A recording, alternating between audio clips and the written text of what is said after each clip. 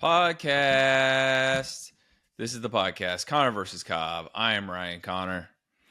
He is. That is Ryan Connor. That's And Nick Cobb. I'm the sounding board, Nick Cobb. I wanted to open the show the same as I did the last one, with calling our show "Young, Dumb, and Full of Gum," but I didn't do it. I like it. It's pretty fun. But the thing is, if you don't know what the actual reference is, then you're just like, what are they talking about? And then if you don't know that, then you're also so naive that if you Google it and see what it's a reference to, then you're like, that is disgusting. But I actually prefer young, dumb, and full of tums because that is way more accurate for who I am. In fact, if I chew too much gum, I'm going to have tums. You're going to have some tums. Yeah. I got you know how like iPhones will now summarize your texts for you. It'll say, oh, this is, you got a bunch of text. This is the summary, the AI thing. So I got a refund from something. I had to do it over a text thread. But then I look at the, I didn't see their last message. So then I look at it and I have a text preview that just says pleasure offered. Really? Like, what? Oh, I haven't gotten pleasure offered. What does this mean? I haven't gotten this, man. It just said my pleasure. Summarize it to pleasure offered. That's not bad. One of my favorite things happened today. You're gonna know. It's when someone lowballs, but then they also give a deadline for like this offer is only good for so long. They lowball. Yeah. So I somehow picked up this really nice, just really interesting design, very unique glass desk. And the guy I got it off of said it retailed for like $3,500. Mm-hmm. I happened to get it for next to nothing because he was just rich and just like he doesn't care about selling it for $1,000. Yeah. I do care about selling it for $1,000. So here I am trying to sell it, and someone messaged me saying, "Will you take 200?" Come down from 1,000 to 200. But I need to know right away. Really? Or I'm going to move on. The threat. It makes me laugh every time. Maybe it's a really good strategy, and I'm just the one guy that doesn't work against because I see it constantly. Yeah, I'll give you $1 and you better say yes right now. I don't know how much leverage he has. Someone with $200 trying to buy something for 1,000 has no leverage. It's not like we talked last time about negotiating for a car. It's a little different than that. But he's trying to use time as leverage. The time part. Yeah. You're about out of time, sir. You better take this 200. This $200 is going elsewhere. Rush.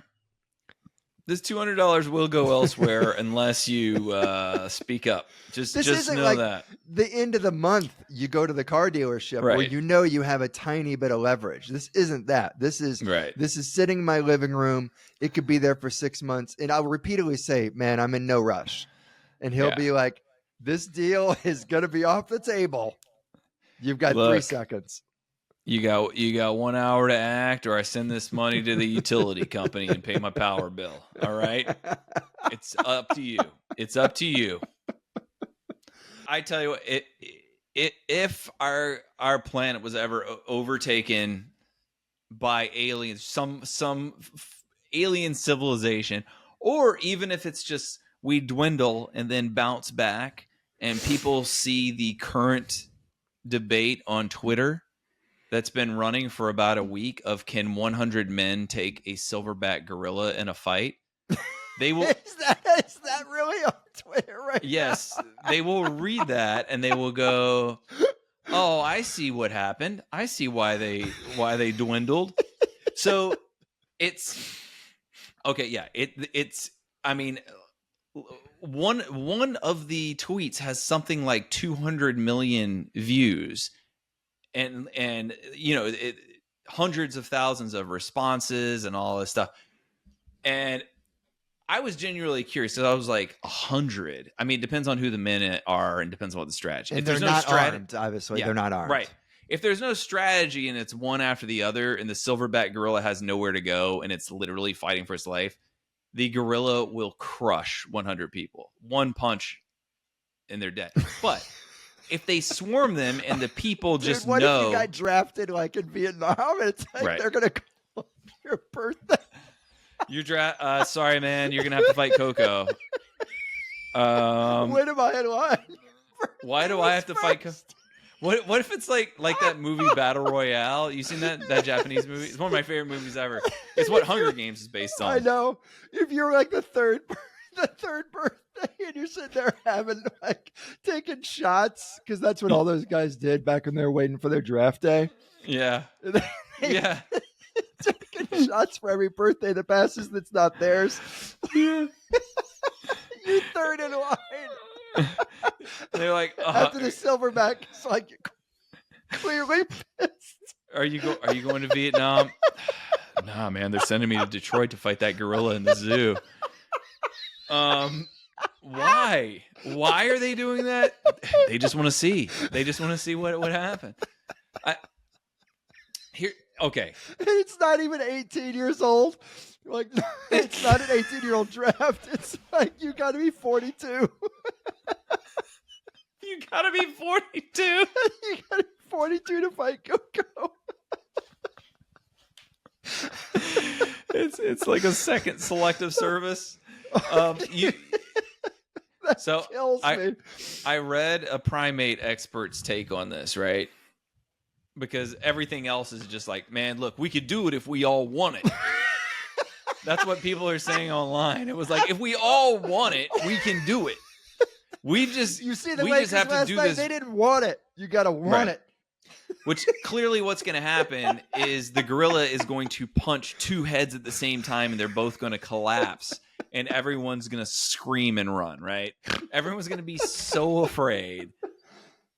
So you'd have to, what this primate expert said, he's like, the humans would have to go into this knowing that roughly 40 of them will die.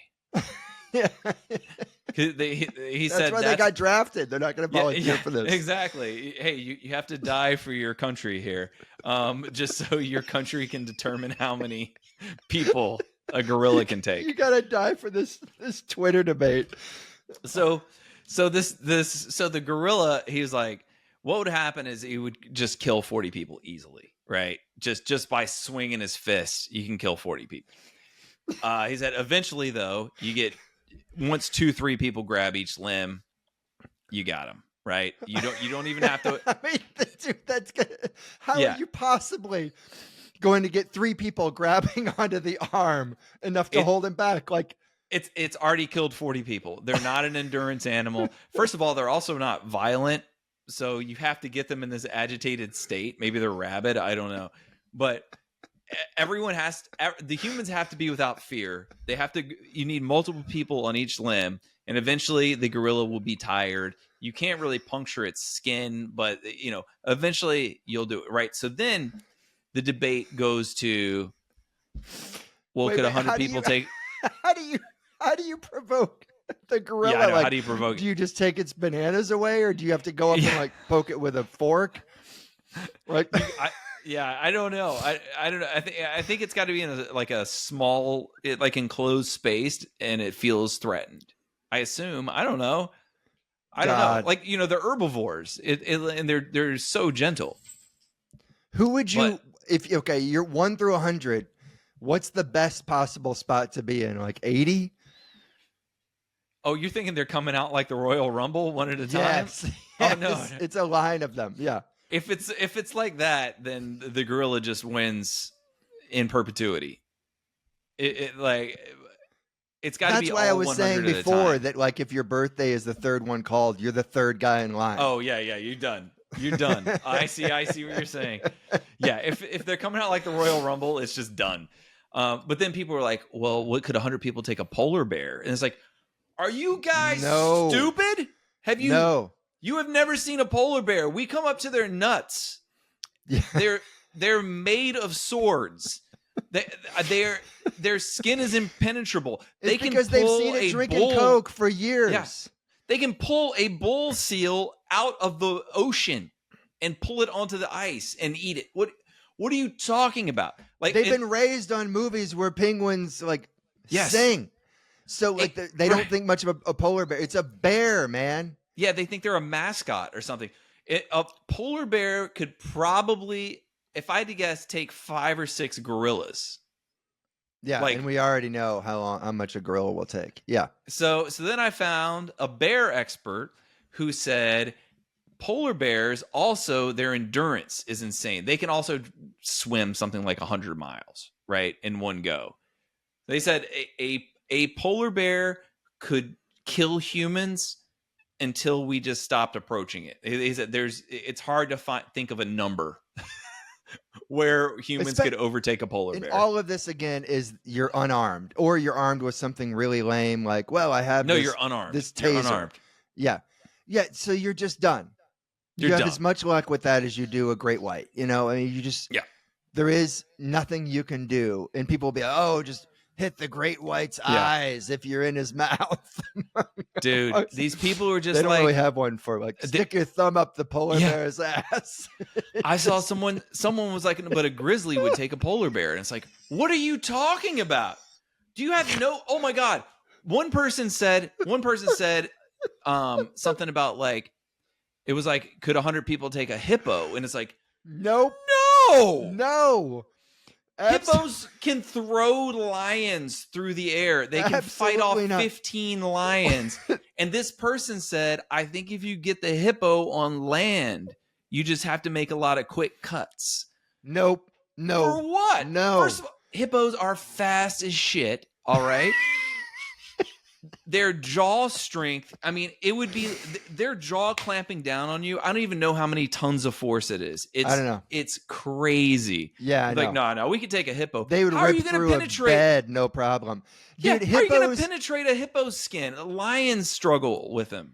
A whole pride of lions. Hippos look so freaking dumb and dumpy, and even their name, the name Hippo. The name is so pretty stupid. But don't let that fool you, man. Yeah, they're not just colorful little marble eaters. All right. Their ears are idiotic. Yeah. They're probably the basis of Shrek, but you're toast, man. It may be the worst animal, to be honest. They're the most vicious animal in Africa. They kill the most humans. I mean, but if you had to choose, would you rather fight a hippo or a polar bear? Well, if it's definitely a fight, I don't know, man, because they're both. It's so serious. I love it. I'd probably do the hippo because I know he would just crush my head immediately and I wouldn't suffer. Yeah, exactly. You wouldn't. There's less claws involved. Like there's you wouldn't be basically knifed together with his hairy white Freddy Krueger fingers. Yeah, it would crush me or crush my head with its mouth or trample me. The bear would slice you and then start eating you while you're alive. I don't need that. I can't. I said this before, but I cannot. I think it's hilarious whenever some kind of survival technique comes out. Like I said, punch the shark in the eyes. It's so futile and just pathetic. Right. Why don't you just say you're dead? Don't give anybody hope. Just sit there. Play dead is better. I've thought about that punch the shark in the eye thing, and it's just who's gonna have that calm? Who's gonna not just go fuck? No I no longer have my legs. Oh, right there, or my torso. Oh, right there. Right there. How about that, buddy? How about in your eye? Yeah, the bear thing is crazy because there's different rules for black bears and brown bears. Yeah, and I'm sure you're going to be indexing those. Exactly. Let me figure that out. I mean, I think and I'm not kidding, I think the only thing you can do is stick something up their butt. And I'm not kidding. Because I'm not kidding. They would confuse them. That's the best you can do. You have to just get in their butt. Just take your pants. If you see a bear coming, take your pants down first. And then that's your best case. Because take your pants down and go, look over there. Maybe if you fling your shit at Coco, maybe it'll just be, actually that would be completely at home for them. But maybe like it's like, no, I'm turning the tables on you. I'm going to beat my chest. I'm going to fling my shit. Yeah. Somewhat this ape expert also said if it was a chimp brain and a gorilla body, the chimp wins. Or the ape wins against 100 people. Oh, if they're as smart as a chimp, is that what you're saying? Yeah, or a chimp with gorilla strength is actually what he said. Yeah, because chimps are so much smarter. They would use their energy better. I love that. What if it were just like, dude? What if it's a polar bear but with a dolphin's brain? They can communicate with other polar bears and attack. I just saw a thing about our dolphins, like bro dolphins hook each other up and help each other, get girls. And, it's probably true, but imagine that with polar bears. You'd be toast. All of these debates just end up with like, dude, you're fucked. That's all it is. Be glad you live in a house. You know what blew my mind with this ape guy? And I looked into it. True. So we always think, we think of the great apes, right? We got chimps, gorillas, humans, orangutans, and is there one more I'm missing? I can't remember. I think I'm missing one, but whatever. And then the others are monkeys, right? It's basically tails versus no tails. Tails monkey, no tail ape is the way we think of it, right? Okay. Well, he said you can actually call literally all never of us. Thought of that, but okay. Yeah, he said you can actually call all of us monkeys, including gorillas, because this is what people in their field do. Because he says that us great apes actually share a more recent ancestor with the old world monkeys than the new world monkeys do. We're more closely related to old world monkeys than the new world ones are. I just thought that was interesting. He's like, yeah, we're all monkeys. It's not just ape and monkeys. Like monkeys, New World monkeys are not apes, but great apes are monkeys. I got it. I don't know what to say after that, but it's not. Hey, if you're a monkey person, it's interesting. Felt like we just had a delightful conversation, and then you just had to educate me on top of that. Goodness, dude, look. Most people are into monkeys, all right? Most reasonable people are into monkeys, and they now that they got this information, I just learned it, and I found it interesting. I like monkeys. And you can go fuck yourself. Okay. Ready. First one. The phantom time hypothesis. The Germans in the 90s cited that nearly 300 years of history, around 8610 to 8910, that all of those 300 years hold on. What years? You said AD, and I thought you were saying 80? AD. Okay, but what years, though? 610. 610 until? About 910. Okay. So those 300 years-ish, they're all fabricated. In that now we're actually living in the 18th century, not the 21st. That's the first one. Uh-huh. You got me? Yes. So some Germans decided that 300 years of our history. I've heard this one before. This is real. This is a real conspiracy theory that I've heard. They think, yeah. God, that's so annoying. Fine. Here's another one. Finland. Well, that's the point of the game. Yes, but I thought you were going to wait until the end. Oh, I'm sorry. Build some suspense, like him and Hall over sorry. You're right. Go ahead. Yeah. God, I'd hate to have you as a judge at a diving meet. The first one was best. No one else is gone. Yeah, but he was awesome. He didn't slip on the ladder. So the next theory, conspiracy theory, is that Finland is bullshit. Finland is not a real place. It was invented by the Russians and Japan during the Cold War. It does not exist. It's Like not the real. actual landmass does not exist? Well, there may be a landmass, but it's not called Finland, and there's no government there. Nothing. Wait a minute. So there are no people on the land that we know as Finland, There may be people there. There may be animals there. but there's It no is. government. It's There's right. no president of Finland who we can see on TV. It's all bullshit. It's all just like the moon landing, Ryan. That area, It's not real. and that area is governed by Russia. Then is that what they're saying? And Japan. And Japan. Why would Yeah. Japan partner with Russia? Russia and Japan during the Cold War decided Finland is fictional.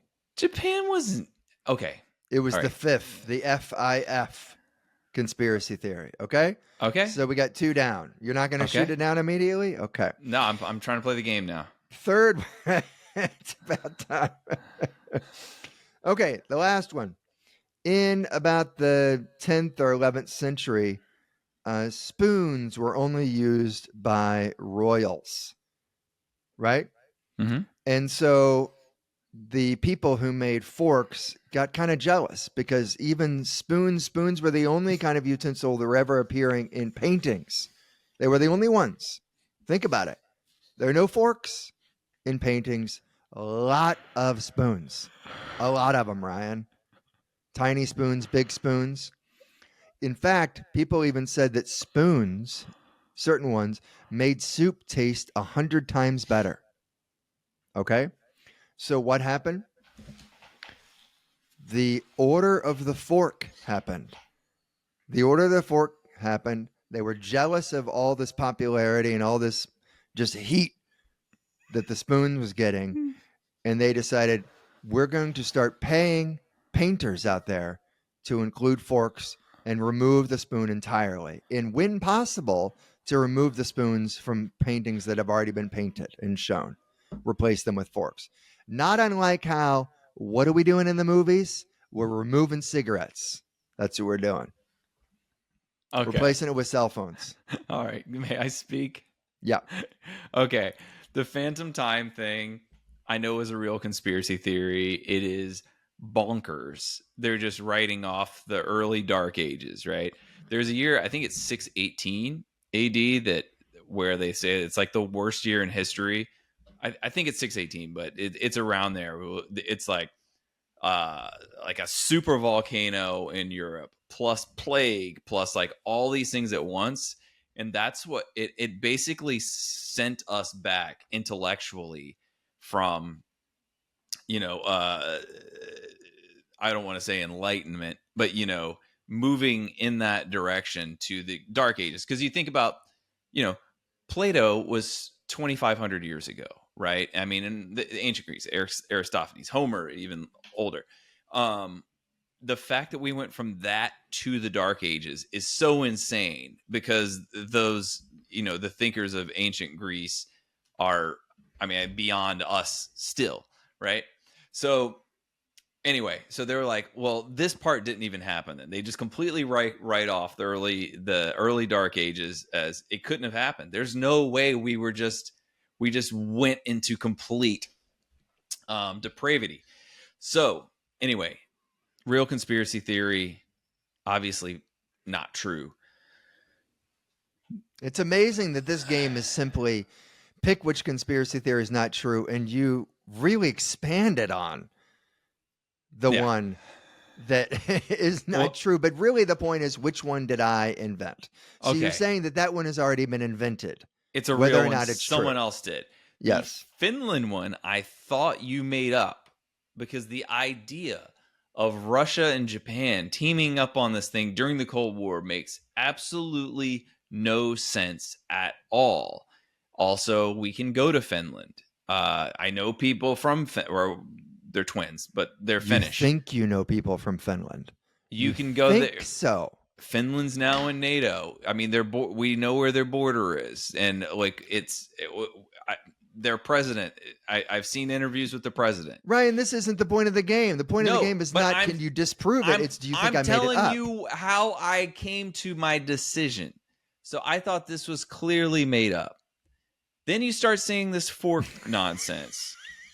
and you start talking about an 11th century fork lobby. Yeah. First of all, we're not looking at paintings from that era anyway. The idea that they're like if you had said late 18th century, fine. There are no 11th century paintings of dinnerware, okay? It just doesn't we're talking dark ages still. There's no I don't know. Was your mom an art history professor? No. Was mine? Yes. And I'll tell you what, I've seen 11th plenty century? of Dutch paintings with spoons in them. Plenty. What, 16th century at the earliest? Fine. You want to You said quibble about 11th. numbers? Look, we're talking about conspiracy theories here. Which Yeah. one do you think I made up? You made the fork one up, and I knew it when you said the order of the fork. I knew you would. I knew I shouldn't have said it, but I couldn't resist. I could not resist saying order of the fork. Of the fork. I couldn't resist it. Okay? I'm I telling could- you. Or even if you said You 16th get a chance century, in your life to say order of the fork, you fucking say it. Okay? That's what you do.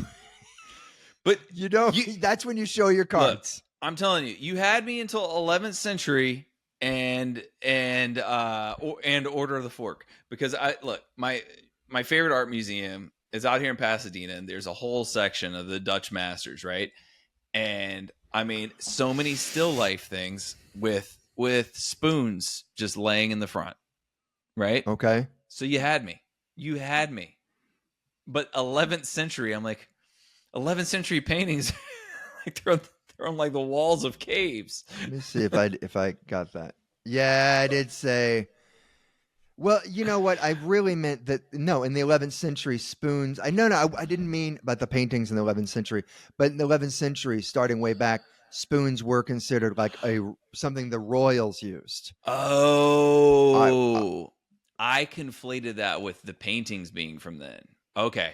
Wait, are you telling me I could have gotten away with all of it? No, because Even the order of the fork thing. Order of the fork. Okay. Order of the fork was the tell. I mean, how do you not say it when you get a chance? How? Yeah, I mean, the Finland one is bananas. I want to talk to someone. I mean, that's so far beyond being a flat earther. That's like saying I don't believe in trees. Not quite that level, but just about that level. It's like saying I don't believe in peacocks because I've never seen a peacock in the wild. Right. But again, this game is not about disputing the theory. It's just how good of a theory can you come up with?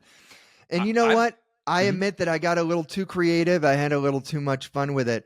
I wanted to go with the knife triad, but I thought you would just know immediately. Yeah. And I went with order of the fork, and I think it would have been about the same. The knife triad. I believe in one thing that is a pseudo conspiracy theory, but to me, I don't even know why it's considered a conspiracy theory. To me, it's just a business decision. I can't decide if I should tell you now or wait till the next episode and use it as a conspiracy. No, I'll just tell you now because you may have even heard it. I doubt it. Some people call this a conspiracy theory. To me, it's like, yeah, it's just obvious. Do you remember New Coke? Yes. So New Coke was sometime in the 80s, right? Coke was like, this beverage that everyone around the world has loved for the last 100 years, we're shutting her down. All right? Because we have an even better recipe. It makes no sense, right? It's like regular Coke's already flying off the shelves. Why would you, if you want to add one, fine, but why would you replace it? So they roll out New Coke. Is that how it worked? Did they legitimately shut down regular Coke? They got rid of Coca-Cola Classic for, I think it was like 3 months or something like that, 2 months. So they roll out New Coke. Remarkable. New Coke was not good. Okay, it wasn't bad. I do know that. Yeah. It wasn't bad, but it wasn't good. And then they announced we're bringing back Coca-Cola Classic. When they brought back Coca-Cola Classic in the U.S., they switched to high fructose corn syrup, whereas before New Coke, they used all cane sugar in the U.S. So there's a conspiracy theory. Oh, they did New Coke just so they could switch to cane sugar to high fructose corn syrup, and people wouldn't notice because there was that gap in time. Because the taste difference is subtle if you're not having them next to each other, right? Right. To me, it makes sense. I'm like, yeah, I don't know why that would even be considered a conspiracy theory, because they did the switch in ingredients at that. That's when they that's did not it. a conspiracy theory. That's a legit Yeah. theory. I've Yeah, got two questions though. You're telling me that means that there aren't. Okay, did people know that Coke was going to end? yes. Okay, how much time did that advance time did they get? I don't remember. So I don't know. there are bound to be. Look, the woman who taught me economics my junior year had a 6-pack of Tab every single day. It was sitting on her desk. Okay, Tab ended eventually, and I'm sure when she found out they're gonna stop manufacturing Tab in whatever 6 months, she stocked up big time. Yeah. I'm sure there are plenty of Coke fans that did the exact same thing. So that means there were people who, by the time New Coke ended and the new version, the high fructose corn syrup Coke came into play, that they had an old one to compare it with. That's a good There are point. bound to be thousands of them. That's a really good point. I mean, there had to have been, and and you're like, well, why would they do this? Well, it's because high fructose corn syrup is much cheaper in the U.S. Right. To get in bulk. You can get it all domestically, and it was cheaper for them to buy, and they're like, oh, we can increase our margins by X%. Let's do this. I mean, there's a reason that Warren Buffett is a huge Coke fan. So, or at least investing in Coke fan. Second question: how much more unhealthy is it with high fructose corn syrup? There's no difference. No difference, really. There's no difference. That's where the conspiracy theories are. People who say, "Oh, high fructose corn syrup did X, Y, Z to us." No. There's no difference. A lot of people say that. Yeah, it's just not true. I mean, you can look up any actual study. Don't look anything on like a fake website. But yeah, it's the same. Your body's like, oh, this is sugar. How about Cracked Magazine? Remember that? I remember Cracked Magazine. Is that how they changed the editor at Mad Magazine by doing Cracked for 3? I don't know. Yeah, I loved. Yeah, exactly. Mad is stopped. We're bringing Cracked, and it's 50% as good as Mad. Nick, we got to pay our bills, man. When I say paper, what do you think? I think staplers. Okay, well, when I think of paper, I think, hey, it's something you write on. It's something you write on. It's something you have in a notebook. Maybe it's made from pulp, which comes from trees. I think paper is so impressive that if the people who knew how to make paper all died, it would take the rest of us years to build that industry back up, because I wouldn't know where to start. You just hit the trees with a hammer for a while. What do you do? It's a weird thing. But anyway, we're living in a technological age of technology where we don't always carry paper with us, okay? We don't carry it with us anymore, despite the fact that we sometimes need it. That's where our sponsor comes in. Hey, man, you got a sheet of paper? Is the next Silicon Valley unicorn. That means billion-dollar startup, okay? With paper vending machines throughout the Bay Area that are soon to roll out all over the United States, all Americans will be within steps of buying a sheet of paper from a vending machine and making the phrase, hey, man, you got a sheet of paper? A phrase of the past. So look for, hey, man, you got a sheet of paper? Vending machines on a corner near you. And coming in the fall, their sister company, you got a pen I could use for like 2 minutes? Dude, that's a solid idea, especially the pens. Yeah, I know. The pen was a good idea. Yeah, the pens there need to be more vending machines with pens and less with like iPads.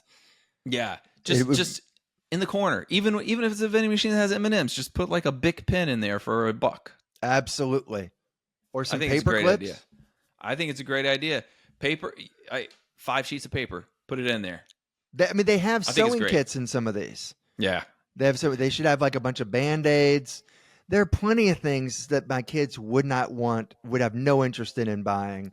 But as long as they keep on, doing like nerds and, iPods, my kids are going to be bothering me at every vending machine we walk by. Yeah, I tell you what, man, we're just making other people rich on this show with things like you got a sheet of paper and rent a stapler. Rent a Douglas Pure stapler for a day. and Dinosaur Kumite. Douglas Pure. Yeah, Dinosaur Kumite is maybe our best one. Hey, if our listenership ever gets into the several dozen from a few dozen, we got to start selling signature staplers. The Douglas Pure. I just read this thing Actually, I read it a few years ago and I've forgotten it and just remembered it because I was looking through my notebook to figure out what I was going to talk about today, and I'm not doing any of it. That this is what I heard. It's like some NPR statistic that is supposed to scare you, but then you just kind of end up laughing. You know what I Yeah. mean? Those kind of. And it said that we called, like, as our generation, that anyone with living parents, essentially, that anyone with living parents with a phone calls their parents like 90% less than same age group would have done 30 years ago. Oh. And they blamed it all on Google. They said because of Google, we call our parents 90% less than we used to. Why is that? Because now when we have a question, well, back in the day when we had a question, you know, you'd call your dad, you call your mom. Oh, just like, hey, when did the Vietnam War end? That kind of thing. Is there a saying? Sure. Okay. Sure. How do you actually make eggs Benedict? Yeah, these are things that you would have called your parents about and kept that relationship going. But now that relationship is a little fractured because you're not hitting them up for any advice. You're just asking Google all these things. You're asking YouTube all these things. Right. And the first thing that comes to my mind is, like, they clearly have not heard me have conversations with my mom because I have asked her things. Yeah. And she'll answer them after an hour of talking about how, you know, like all the nudie books that she listens to in Audible have like changed her concept of sexuality. Either that, and it's like, that's like, how can you have beef with this?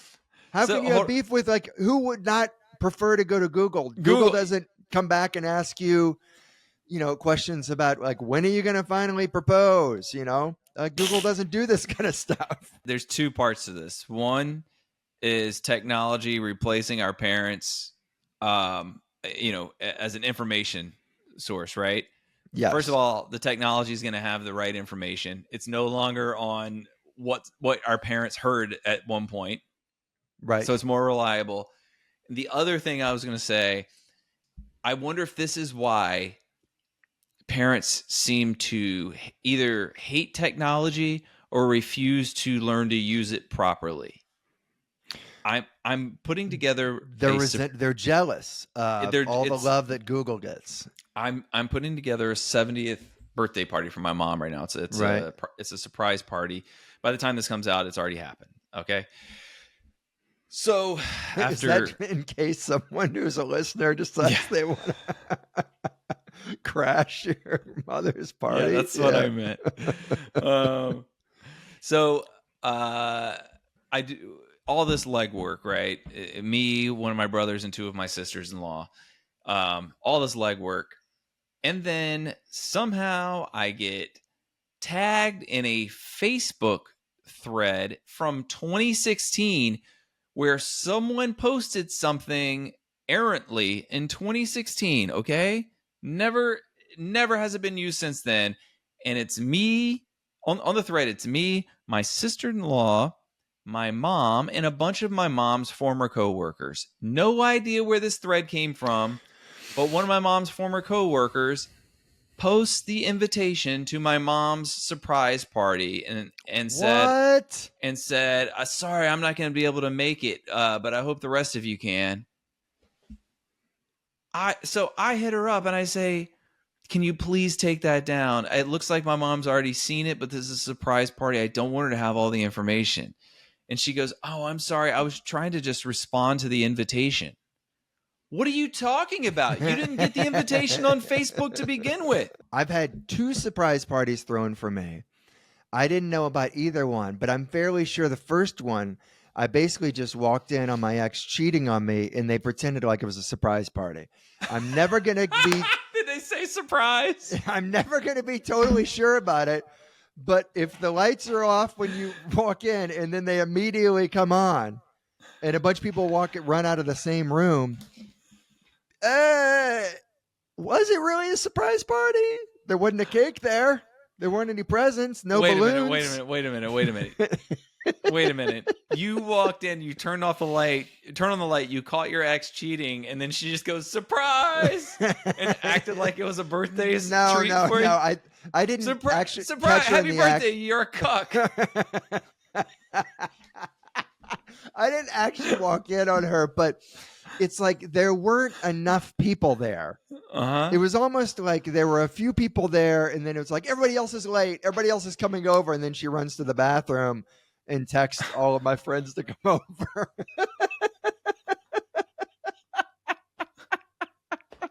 Brilliant, honestly, brilliant. This same ex, when we broke up a couple of years later, I like pretty soon after that, I started getting these like just random calls, random text asking if some dude can come over at like 2 a.m. And it turned out another brilliant move, really. She was going to bars, talking up dudes, and then giving my phone number as her phone number. So I'd get these just it. like her being like, yeah, come over anytime tonight. I'll be waiting up for you.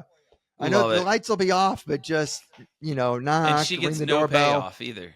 What's She gets that? no payoff. It's diabolical. She just knows that it's happening Yeah. because she gets the biggest, horniest degenerate in the bar. And it's like, yeah, this is the address. Gives my address. This is my phone number. Gives my phone number. And Yeah. I can't come over at 3 a.m. I'll be waiting for you. So when I worked at Boston Market It's really a great drive-through, move. me and my friend Billy would do that to each other. So only when it was really like when it would be like extremely weird, like if someone's coming through the drive-through, you just kind of decide beforehand. And I would just write Billy's number on the receipt and put like a slice of apple pie in there just to see if the person would call him, right?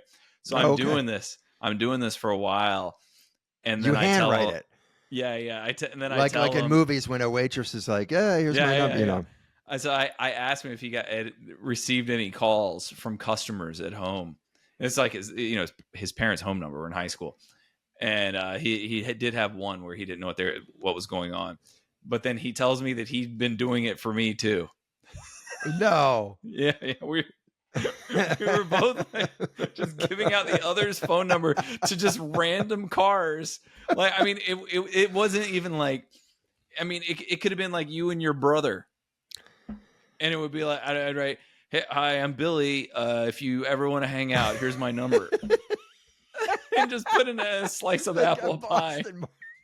Yeah, that's a shame. It's a shame we don't have anyone's phone numbers memorized anymore, because that's something that you could do just like a drop of a hat. I know all my friends from like when they were kids. Like I know their parents' landlines. That's it. Right. I don't know my girlfriend's number. Yeah. I know. It's getting to the point where I'm getting old enough to where all the numbers that I have memorized probably no longer exist and have been disconnected for 10 years. Yeah, there's that too. There's just like this little part of my brain. Some new piece of information that I have to remember is being blocked. Yeah. Like I can't remember my kid's social security number because I know my best friend's parents' home number from 1992. Yeah. That's not a good thing. Have you ever had a good phone number? You ever had a phone number like, you know what I mean, that spelled something good? No, never got lucky with that. Man. So I've had a couple. I've had a couple good ones. One was 703 ham issue. Okay. That's pretty good. When you leave off the last letter. Yeah. For savings. But my favorite one was 731 eggs. Oh, that's great. It's the best one. I was so bummed out, dude. So this was a number I had was Sprint, and when I switched to AT&T, this was back when you had to pay to port your number to a new carrier, and I just how much was it to pay? I think it was like $100 or something like that, or $75. Man, I was in college, man. I couldn't throw that money around, but I was like 731 eggs. I mean, my number is good now too. I won't say my area code, but then the end of it is spells Ben Pocus.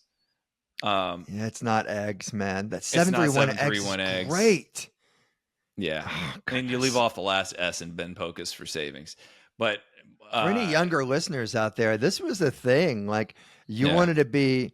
There's a reason there were so many, companies named AAA. You wanted to be at the beginning of that phone book, And same thing with phone numbers. They wanted it to spell something, like memorize this easily. Now it is with, why people are paying for URLs. Yeah.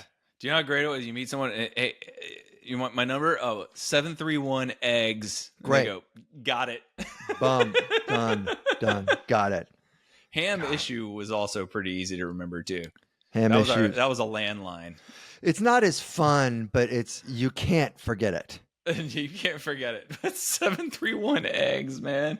God damn it. I should text that person and just say, just so you know, I used to have this phone number and I hope you're using it right. Yeah. Maybe they don't even know. Maybe they haven't put two and two together. They don't know that it's eggs. It's possible. Do you want me to text them right now and see if they text me I do back? want you to text them. Okay, let me see. All right. I worked with a woman once who smartly, like she said, every guy that she ever dates, if there's a present involved, she always gets him a very practical gift. Yeah. So they're not going to trash it. If they ever get pissed at me, they're not going to trash this, electric coffee warmer or something like that. Maybe, even better than that, something that's like, man, this really helps me in my life. I always thought that was kind of an ultimate, just a in perpetuity FU if you ever get dumped. Yeah. Because I like that. What type of gift did you get?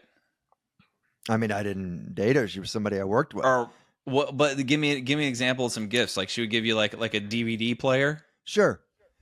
I mean, that obviously has an expiration on it, but there would be something that it's just like a really good set of knives. Oh, that's great. Right? Who's going to get rid of that? Yeah. You're not going to, hey, come get your stuff, but you're going to leave the knives. They were a gift. I'm going to keep them. Of course. And then every time he's cutting a tomato, he's going to be thinking about this person who gave him an awesome gift. It's a good idea. When I was dating, when I was really young, it was always here's a box that there's a hole in it and there's 200 notes inside the box.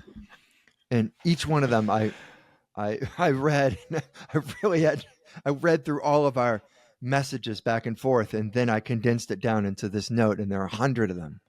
Yeah. One for every day of our relationship. And I would get stuff then I feel bad if I'm going to throw it away, but who's going to read all those notes? That's a lot of notes, man. I got one that was just a bottle, like a skinny bottle, a very skinny bottle that was there are 100 notes in there. What? Do you know how hard it is to get one of them out? Dude. It's impossible to put them back in.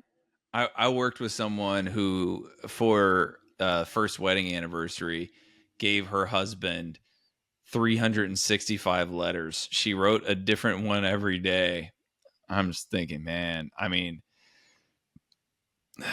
the thing is, she wants that gift. That's she what wants that is. Him to give her that gift. This has nothing to do with what he wants. Do you know, nothing. Dude, it's almost a full ream of paper. You can fill up a printer with it. Just imagine being given that as a gift. And it's okay, I guess I'll take a month off work. Yeah, here's the worst book you've ever read. Yeah. Here you go. Oh, and it's pretty much the same every page. Can just pick the top 3. I'll read the top 3 or summarize them. And she was mad that he didn't do anything that was that involved. He got her a mini chainsaw? Is that what he got her? It's unreal. These gifts that you get when you're in relationships when you're 18. It's always that. I made you a 3-foot cookie cake. Yeah. With your name in it. It's I don't want, you want it. You clearly want the cookie cake. I want it at the very minimum, an ESPN Plus package. At the minimum, that's, I don't know what to say. Yeah. These are still sitting in my parents' closet. They're just sitting there because I feel like it's bad karma to put them on the grill or just to trash them, just to throw them out. These are this person's words. But have you ever read a journal from when you were 17 or 18? I never did that. I never did a journal when I was a kid. Yeah. I would have I have journals, tons of journals where the first 2 pages are written in. And after that, I just quit. I can't even imagine. I'd rather bury it in a time capsule to where at least no one in my generation or the next will see it. Yeah, I don't. It has to be read by a different civilization. You know, Exactly. not even anyone from my town, not from. It has to be when this land that we live on isn't even called the United States. It's it like- has to be like there was a country called the United States several thousand years ago. And the aliens are there, and they're just like they're reading your journal. That's like, Yeah. I saw this hot bitch at BP. I saw her At BP. She was getting 93, and I was like, no. Get 89. 89's good enough. And then I got her number. Unfortunately, I gave her my friend's number because I didn't think she was that hot. You know, like that. And like the aliens are like, well, this must have been a different custom for these humans, these skeletons we keep seeing everywhere. Tell me your hypothetical, please. Oh, right. Okay. Here it is. So this is what you get. You get a guaranteed world tour, as many stops as you like. It's going to be rabid fan base if you want it. Just you're printing money. You know, you shit diamonds, right? Mm-hmm. But this is what you got to do. A, you got to be a ventriloquist. B, you can't carry the dolls in a suitcase. You have to carry them around. Like, you have to hold their hands.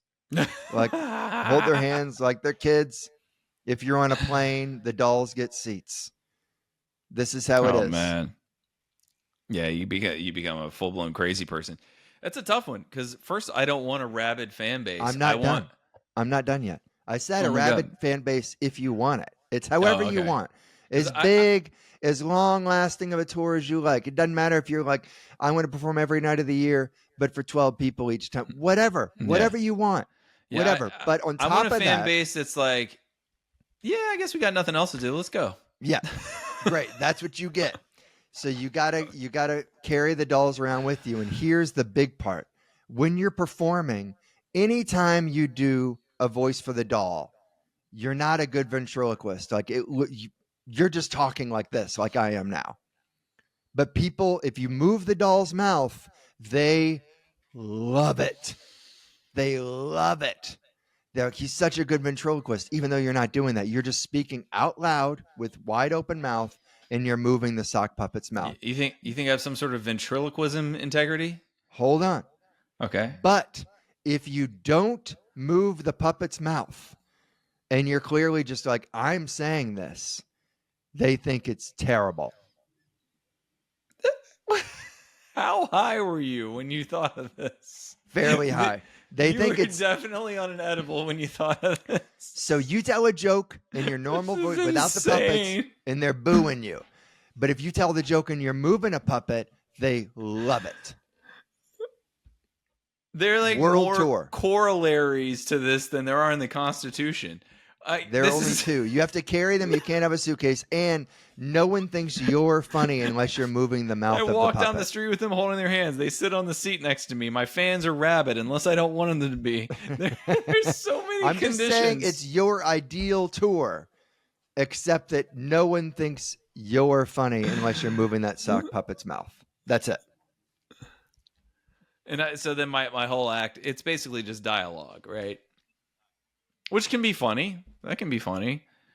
I'm not into ventriloquism as an art form. No disrespect to the ventriloquists out there. Yeah, I was about to say you better say that. I'm just not personally into it. Yeah, I guess I do that for like 2 years and then just stop. Yeah, oh, I love it. I'm surprised. I thought you'd be turned off because you're such a perfectionist. A purist. Yeah, and a purist. Yeah. No, yeah, but I think you still try to make it funny, and I think it would be funny to have a seat for them, Right, but I figured the part that would bother you is that like the show's going great, they're laughing at everything, and then you say one thing without doing this, moving your hand up and down, and they start booing you. Why wouldn't I just do it then? I just fucking flap them the whole time. All right. I think I can handle it. I just figured that you of all people would be like, just look down your nose at it and say, there's no way I'm doing that. Hey, anything to get out of doing marketing myself, I'm in. All right. That's all. That's what it all comes down to me is, do I not have to market? I'm in.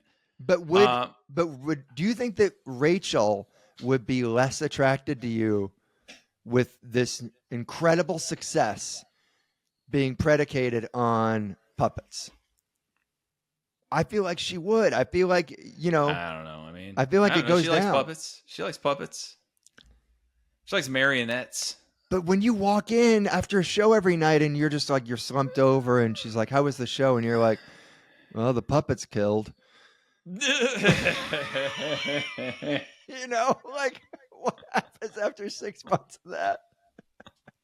Right.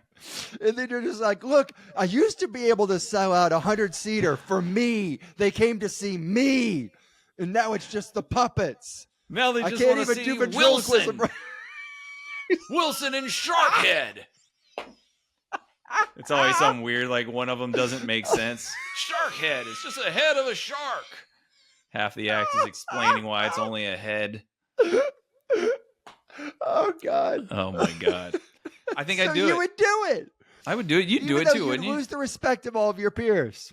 No, because I would I would do it in a funny way. I would create dialogues that would be funny. It would be like going, you know what I mean? It's like going to a movie or something. I don't think you have this kind of time on your hands. You're writing a memoir. You don't have this kind of time. No. Okay. Whatever. Are you ready to play Rank Them? I'm glad you said yes. I was like, I'm going to put in so many caveats that are like, that would hurt. That it would hurt your self-respect that he's going to say no. Yeah, and you didn't. You're still cashing in. There are parts of it which are truly awful, but then I'm like, well, I'm still in charge of what the words are, so I'll just make the words something I like. It doesn't have to be bad. Oh, dude, man. All right, let's play Rank Them. A lot of laughs today. Yeah, let's play it. Rank Them is a game where I give you 3 attributes for a person you're going to spend the rest of your life with. The person is perfect for you in every way, except for these 3 defining characteristics. You must rank them. Number 1 has a sort of 2 metal jingles, like a tambourine, for a sphincter, like on their ass. Like what we talked about last night. You had a witch doctor who offered turning your asshole into a tambourine.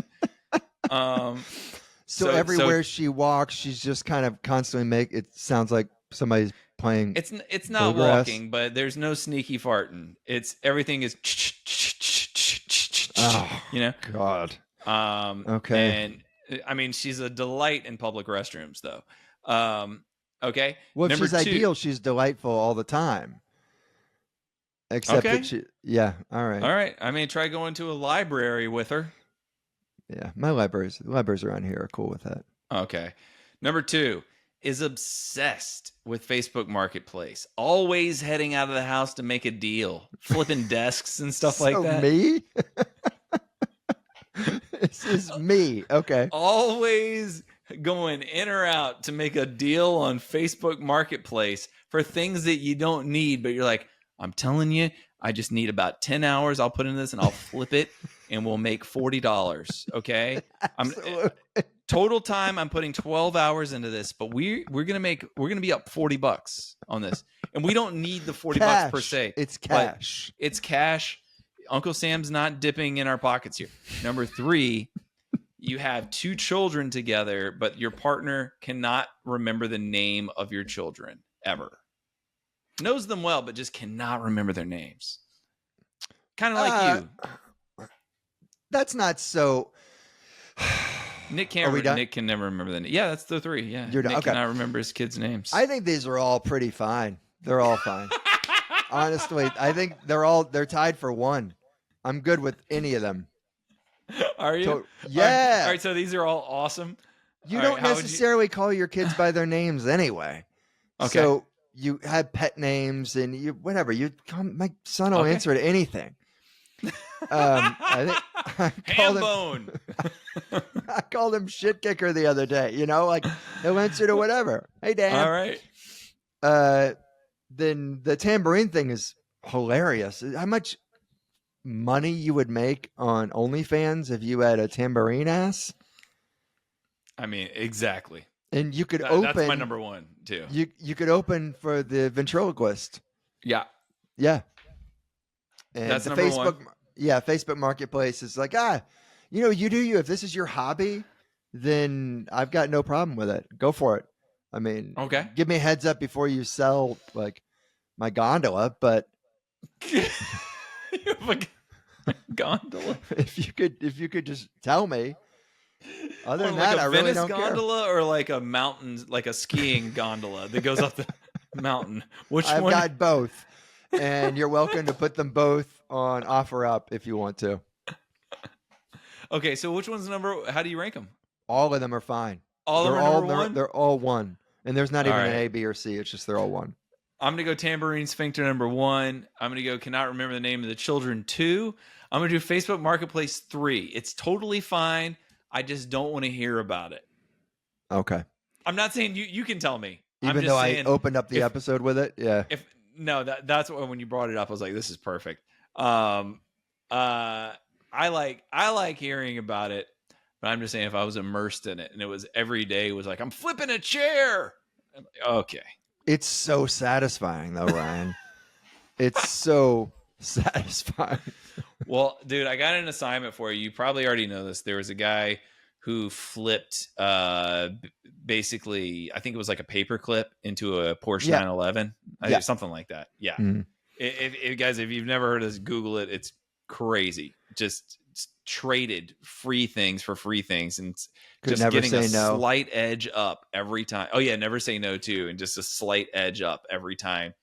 Ended up flipping something completely worthless into like an amazing car. I think it was I thought at the end he got a house, and along the way he got a movie role in a Corbin Bronson vehicle. I'm not kidding. At some point it was like, here's a poster of an ice cream cone. God. And now you're in, Major League 7.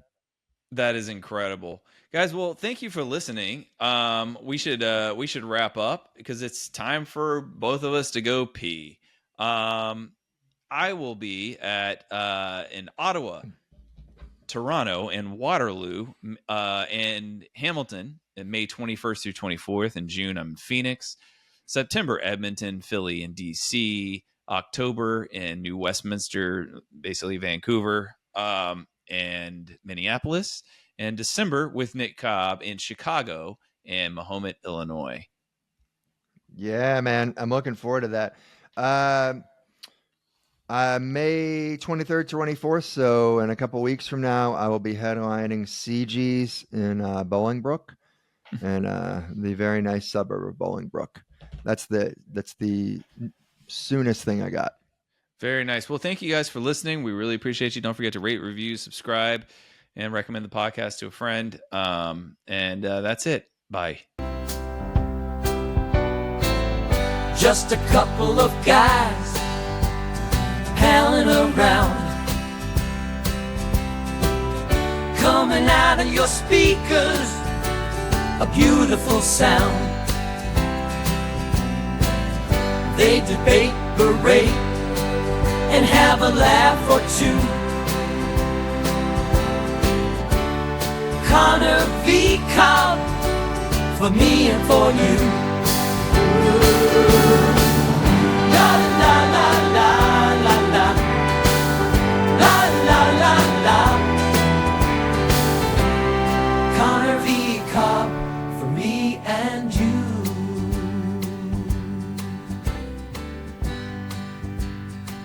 Ryan and Nick. Nick and Ryan. The Scoundrels of the Hour.